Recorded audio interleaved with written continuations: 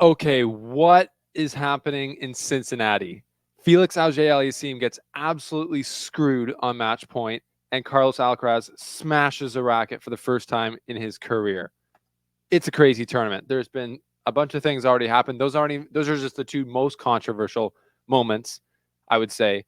There's been others, and we're going to break it all down here on the Slice presented by Betway. Just an insane tournament so far. The quarterfinals are now happening today, so we're going to get into those matchups and get talking about the actual tennis. But first, we have to break down mainly the Felix Auger-Aliassime versus Jack Draper controversy last night. Was Felix right? Did Jack Draper know that the ball hit his racket first and then the ground? And what do we do with Greg Allensworth, the umpire? What's going on? We're going to break it all down here. Thanks for being here. Let's get into it.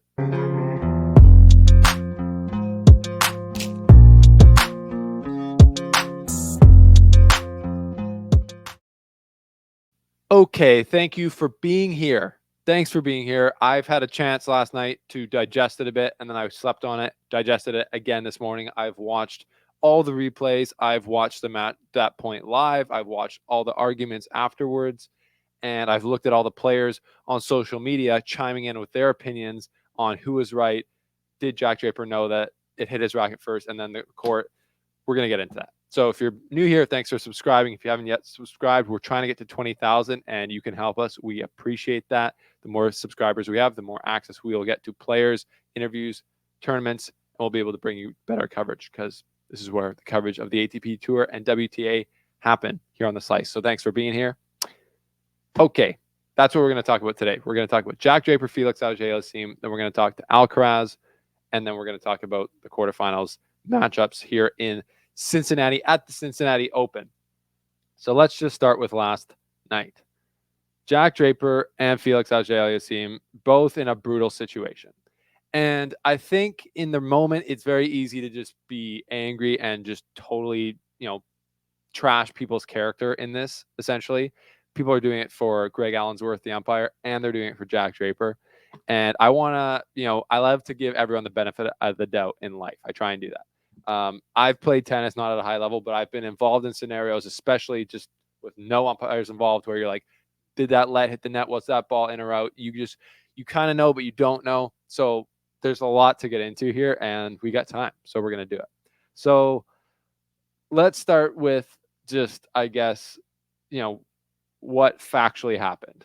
And it's to me, I'm not going to show the video here. The replays are everywhere. The slow motion replay shows clearly that Jack Draper serves and volleys, comes to the net. Felix hits a great backhand return, and in the replay, the slow motion replay from the side angle, you can see that the ball hits Jack Draper's frame of his racket, goes down, hits the court, and then bounces up, and probably hits Jack Draper's racket again, and then goes over. And that means that the point is over. It should have been Felix's point, because if you volley the ball out of the air and then it bounces on your side of the court, it's obviously the point's over. That's not allowed to happen. You can't hit the ball first and then hit the court. So the ball bounced and then you hit a forehand and then you hit it into the ground and then it went over, that doesn't count, obviously. Same thing with a volley. Once your racket touches the ball, it can't hit the court again. And that's what happened here. The ball clearly hits and I will say, clearly in the slow motion replay, not in the real time. It's very hard to see, and we'll get into that. But in the replay, there's still people on the internet who are saying that they're watching the replay and they see the ball hit the ground first and then Jack's racket, which is, I believe, what the umpire thought happened and what Jack was not sure that it didn't happen. Although the players, people have thoughts about that. I don't know how you see that from the slow motion replay. The ball clearly is coming down. It hasn't touched the ground yet. It hits Jack's racket and then goes up, goes straight down. As Felix said immediately, because he knew what happened, Jack shanked the ball off the frame of his racket. It hit the ground and went up, carried over the net. And then Greg Allensworth, the umpire, thought that it was a clean pickup. And then it was a fair point. So immediately, what happens immediately in this scenario is the umpire announces what he thinks happened. He's like, game, set, match, Draper. And then he goes, my ruling on the court is it's a fair pickup or a fair shot, and it's game, set, match, Draper. He's like very confident about it. But I guess the predicament he's in, and it's funny because he's been in this predicament now 2 times. The last time was also earlier in Cincinnati. You can't use replay right as of right now on the ATP Tour to see what happened, which seems insane. Everyone's like, "What? How did this rule even get in place?" But at the U.S. Open now they're going to be able to use it. But essentially, that's what happened. So that's what happened. There's no controversy there. You can see this in the post-match. But if we rewind into what was going down in the moment, Felix knows it. You can see when he hits the return, from the sound and from what he saw, he can tell that it wasn't clean, and the ball comes over the net, and he's already walking back to the deuce side because he kind of knows it's his point. And then he's like, and then the umpire just calls it game, set, match. And he's like, he just laughs and he starts. Then the whole thing starts. The controversy for, I almost don't even know how to get into it. Now let's go to the Jack Draper. So I will say with this, from everything I've seen from meeting Jack in person, friend of the show, he seems like a great kid to me. I don't want to assign malice there. And I've been in scenarios where you kind of don't know what happened. You're unsure. You think maybe the ball was out, but you're not sure that it didn't hit the line. And if you're playing on the ATP Tour in a place where it's very intense for you in your career, you're making the quarterfinals of a Masters 1000, and you're not sure, you're not going to necessarily give the point to the opponent if you're not sure. But the way that Jack is arguing this, or kind of looks like he's panicking halfway through it, makes me think that he kind of did know, but he wasn't 100% sure, or he wasn't willing to just be like, you know what, it's your point, because it gets a little bit awkward for me. So Felix comes to the net and says, look, you didn't see him shank the ball and hit the ground and then came over. And Greg Allensworth says, what do you mean? He hit the ball. Greg just thought that the ball hit the ground first and then Draper's racket and came up. But that's not what happened. You can see in the umpire or in the replay. But that is what Greg Allensworth thought he saw. And you can't really blame him because of how fast it happens. But you also can because he's the umpire and you got to get this right. So, yeah, he's confident with it. He's not going to change his opinion based on no replay. He's not allowed to use a replay.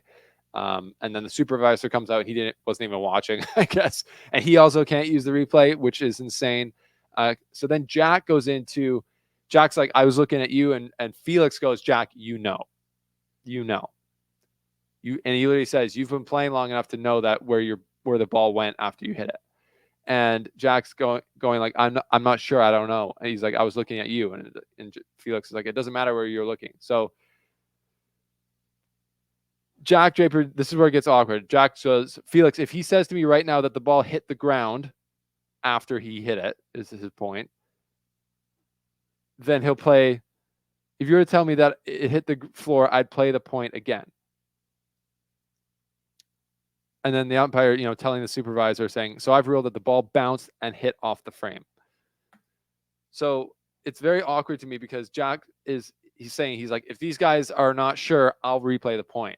But the whole point of this is there is no replay. If Felix is right, it's his point. If Jack is unsure, there's no replay really.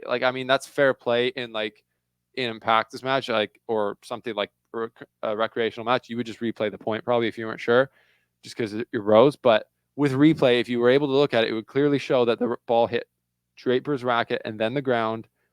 And then that means it's Felix's point. It goes back to deuce. And the crazy thing is, yes, Jack's still serving out the match. It's 5-4 on Jack Draper's serve, but obviously anything can happen. So yeah, now to the question of did Jack Draper know? There's lots of people on the internet like Nick Kyrgios, Renee Stubbs, all these other players that say, as a pro tennis player especially, what happened just with the feel from essentially if the ball hit the ground first and then your racket, it would have a different feel than if it just came straight and hit your racket, which it did, and then off the frame and went down. They're all saying what happened. Jack Draper is saying he wasn't sure. And, I want to give the benefit of the doubt to him. He might have been 90% sure that he shanked it into the ground, but it was so close he couldn't tell if maybe the ball skipped off the ground. Basically what he's probably not sure of is if the ball just breezed the ground first before he touched it, then he shanked it and then it hit the ground again. So that's where he's not sure. And I'm just going to give him the benefit of the doubt because, I think he's a nice guy. And he's just getting, like, if you look at his social media after his win, he's getting absolutely roasted. And I just think that, it's not helpful. What Felix said, and by the way, Felix handled this whole thing magically with total class, like he is. He's a friend of the show as well. He's been very nice to me in press and in other things, and he's just a super nice guy. Didn't swear once at the umpire, didn't lose his cool, but he did said this is brutal and you have to make the call. And the umpire does have to make the call, but the ATP also has to allow them to use replay, because then, from an umpire's perspective, it is very, very, very almost impossible to see that. But you got to see it. So what do we do with Greg Allensworth? Everyone says, everyone that a lot of media people are saying he's a very good umpire. How do we know that? Like, what's an umpire's job essentially when they're not making these calls anymore? To me, it's just like how they essentially they're like the MC of the match. They're like calling the points. They're like telling players what to do. But Greg Allensworth has been involved in 3 super controversial moments in the last 2 weeks, essentially. He defaulted Denis Shapovalov. He didn't call the ball out when it was clearly out in the Fritz Nakashima match earlier in Cincinnati. And he just had to upload. He's not allowed to look at the replay. And so I guess when Hawkeye called it out that it was out, they have to replay the point. I guess that's the rules right now. So he's just following the rules. And, in Canada or in Washington, kicking Shapovalov out, I don't think, he did not have to do that. So he was following the letter of the law, in his opinion, but he didn't have to do that. So that's tough. And then this one, he gets the call wrong. So you're just like, how many? It's just unlucky. Like, it's crazy. I also don't think he's like a terrible umpire, but it's just like he keeps getting these situations kind of wrong. So how many times do you get to do that on the top stage of the world tennis before you kind of get, hey, sent back to the minors? Go. We're just gonna take you off these center courts just so it doesn't look bad for you. We're almost saving you, because what happens if you come back and then people only remember when there's issues? They don't remember when there's a match with no issues, which he's had tons of, obviously. So I feel bad for him, but I don't know. Let me know your thoughts on that below. Let me know your thoughts on all this below. Anyways, that's my perspective. At the end of the day, it's a really bad look for Jack Draper because people think what they think. They think he knows and he was being a cheat. I think that in the moment, it's very hard to be like, it's your, I'm not sure, but I'll give you the point. What he's saying is, I'm not sure, I'll replay it if these guys aren't sure, but they seem sure. He's looking at the umpire, and if the umpire was like, I don't know, Jack, what do you want to do? I think he would say, Jack would have probably given the replay the point, but the umpire was like, sure. He's like, this is how I saw it. And then Felix ends up being right. At the end of the day, they all went back probably into the locker room, into the media lounges and stuff, and saw the replay, and they all realized like Jack probably felt sick to his stomach. I haven't seen a statement from him, and Felix is probably rightfully super pissed because it would have been deuce, and you never know what could have happened. So yeah, just a huge shame of a situation last night. This will change tennis. Like, the rules have to change. Like, there has to be replay allowed to use in matches, and that's that. So let me know what you think, but that was absolutely crazy. 2 Canadians getting screwed by Greg Allensworth within 2 weeks of each other. Just absolutely crazy. Like, that's when the whole world's against Canadian tennis. We're trying to get back to the top level. Felix played a great match there. Felix beat Casper Ruud earlier that day, I believe. So rough day at the office there for Felix and everyone else involved, to be honest. Is that a fair summary? I think so. Okay. Carlos Alcaraz absolutely obliterates his racket in a loss to Gael Monfils, which he said immediately afterwards, which was, he believes, the worst match he's ever played in his career, which was not an ideal thing to say right away. The problem is that can be true, and it can also be disrespectful to Gael. It's better just to not say that. You could say, I really, credit to Gael. He played a great match. I didn't feel like I had anything of my best today. And that's life. And just kind of move on. He has apologized. Alcaraz has apologized for smashing his racket on court. He said he shouldn't do that. But Gael Monfils, played a great match, and he served, I believe, huge.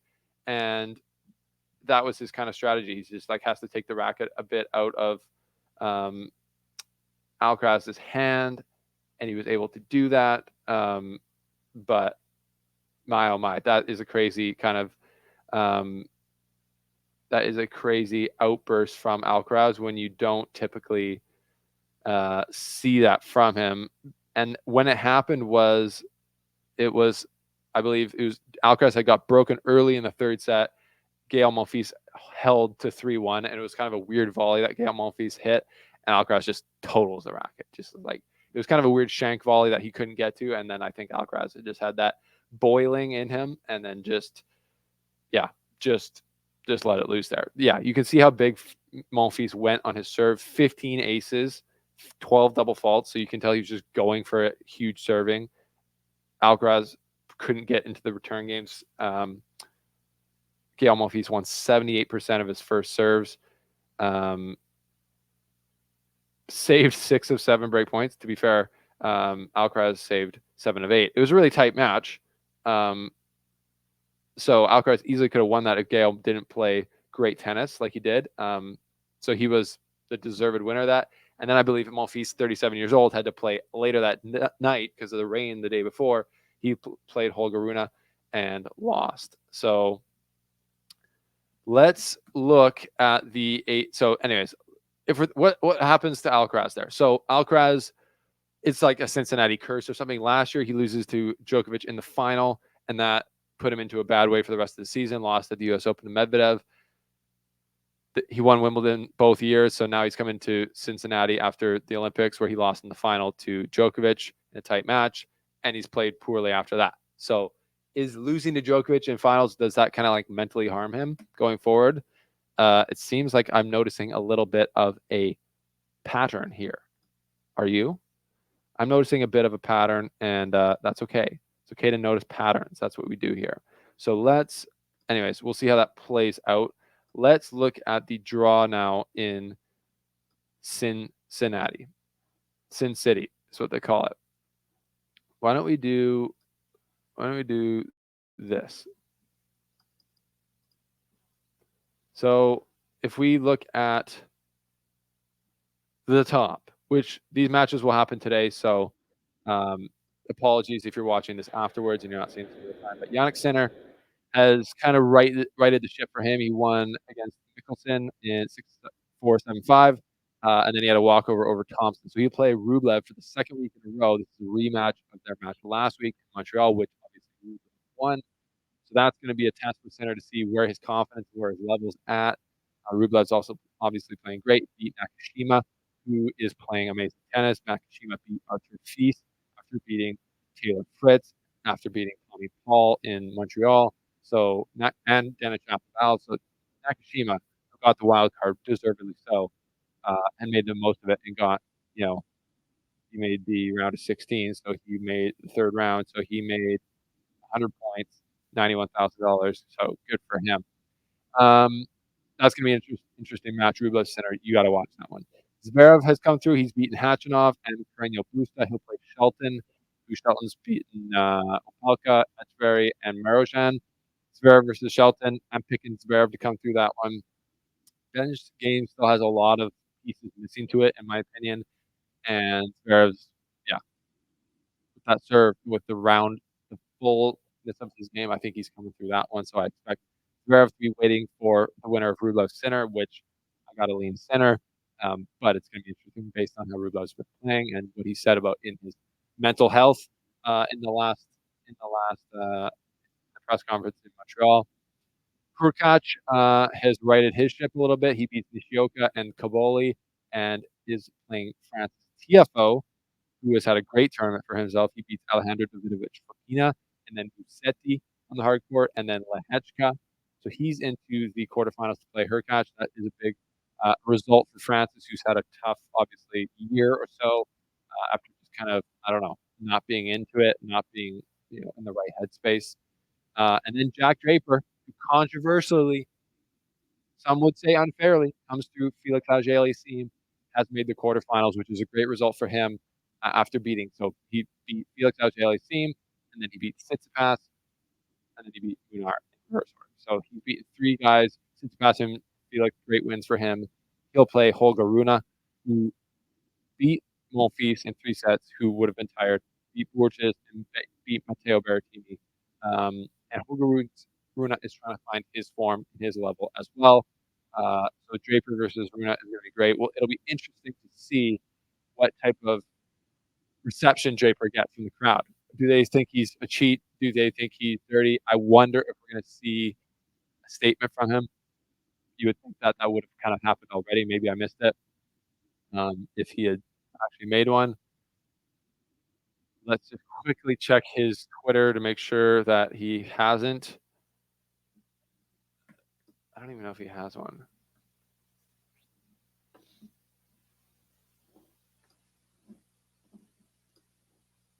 Jack Draper, 10,000 followers. He does not have one. So, anyways, he hasn't made a statement that I've seen. But, anyways, that was a very unfortunate scenario for him and for Felix and for the umpire. So we'll see how this one plays out. I'm happy. I cannot wait for replay to be involved because it'd just be cool. It'd be like, oh, what happened? Let's all look together, and then the umpire can like look at it, make a decision, overturn his decision. We have it in so many other sports. It just makes no sense that it's not in tennis. So yeah, that's my reaction to the Draper Felix controversy, to Alcaraz smashing his racket, and to the draw here, the quarterfinal draw here in Cincinnati. So that's the slice presented by Betway. Thanks for being here. Thanks for subscribing. Leave your thoughts, your comments down below, as you always do. And we will see you next time here on the show.